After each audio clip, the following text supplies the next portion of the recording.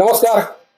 सासाराम शहर के मध्य में स्थित एक तालाब पर नियंत्रण को लेकर करीब 3 रोज पहले बड़ी संख्या में गोलीबारी की घटना सामने आई थी और इस गोलीबारी की घटना के बाद कई तरह के प्रश्न खड़ा होने लगे हैं।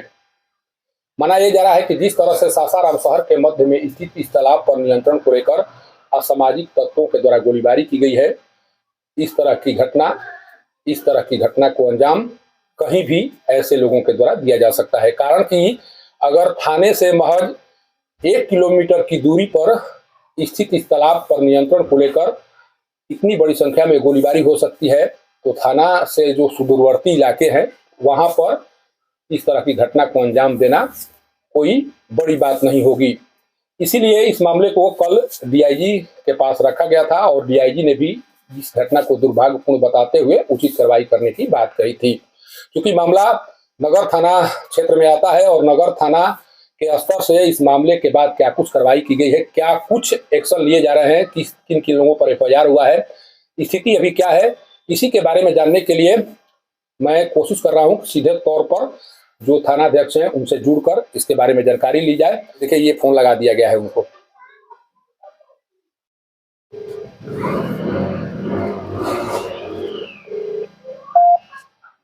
हेलो।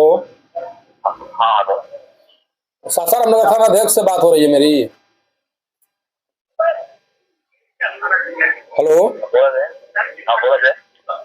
सत्येंद्र चौबे बोल रहा हूँ, पत्रकार। एक जानकारी चाहिए थी, जो मोहन शाह तालाब के पास घटना हुई 3 रोज पहले। हेलो हेलो हेलो हेलो, आवाज मिल रही है? ये कह रहे थे कि मोहन शाह तालाब के पास जो घटना हुई थी 3 रोज पहले, उसमें अभी क्या एक्शन लिए गए हैं? हाँ, अभी वीडियो से आइडेंटिफाई किया जा रहा है। प्राथमिकी दर्ज हुई है उसमें? हाँ, एफआईआर हो गया। कितने लोगों पर? अज्ञात है, अज्ञात के अभी। कितने अज्ञात लोगों के विरुद्ध हुई है? अज्ञात में लगता है दोनों। हेलो, हाँ, माने आवेदन किसी के द्वारा दिया गया है कि पुलिस के स्तर से ये एफआईआर दर्ज हुई है? तो अभी उसमें कोई एक्शन नहीं हुआ है? गिरफ्तारी से संबंधित कोई एक्शन लिया गया अभी? आवाज थोड़ी धीमी आ रही है सर।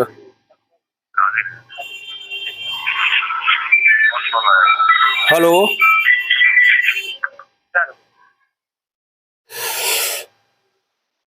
हेलो हेलो हेलो,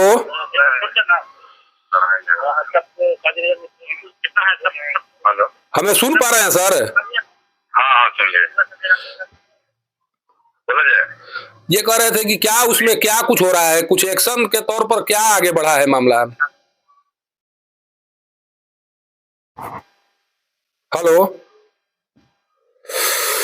देखिए, यही थाना अध्यक्ष हैं जिनसे मेरी बात हो रही थी और उनके द्वारा जो कुछ बताया गया वो आप सुन रहे थे।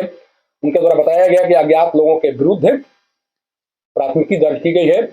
एक्शन के तौर पर अभी क्या कुछ किया गया है ये अभी बताने की स्थिति में शायद सासाराम के नगर थाना अध्यक्ष नहीं है, कारण कि उनके स्तर से इस मामले की गंभीरता को समझते हुए कोई उस तरह का एक्शन नहीं लिया गया है अभी तक, जिस एक्शन के बाद ये माना जा सके कि लोगों में जो दहशत है उस दहशत को दूर किया जा सके। अगर पुलिस के स्तर से इस तरह से कोशिश की जाएगी किसी घटना के उद्भेदन को लेकर या उस घटना में शामिल लोगों पर कार्रवाई को लेकर, तो पक्के तौर पर ये माना जा सकता है कि इस तरह की घटनाओं पर कभी विराम नहीं लग सकेगा। कारण कि कोई भी अपराधी को तभी अंकुश में लाया जा सकता है जब उस पर पुलिस की दबिश को बढ़ाया जा सके।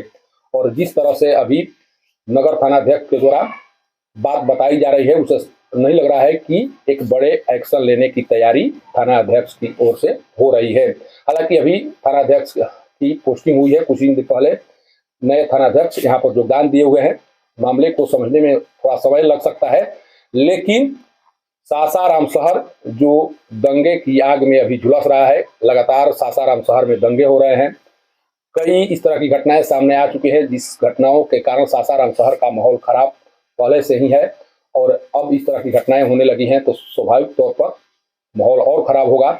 और जब माहौल खराब होगा उस समय स्थिति बहुत ही विस्फोटक हो सकती है, और उस विस्फोटक स्थिति से निपटने के लिए पुलिस को बहुत बड़े पैमाने पर मशक्कत करनी पड़ेगी। इसलिए जरूरी इस बात की को लेकर है कि तत्काल इस तरह के मामले में एक्शन लिए जाए, और एक्शन लेने के बाद उन असामाजिक तत्वों पर सख्त कार्रवाई हो जिनके द्वारा इस तरह के कार्य करने का दुस्साहस दिखाया गया। सासाराम से पब्लिक न्यूज के लिए सत्येंद्र चौबे की रिपोर्ट।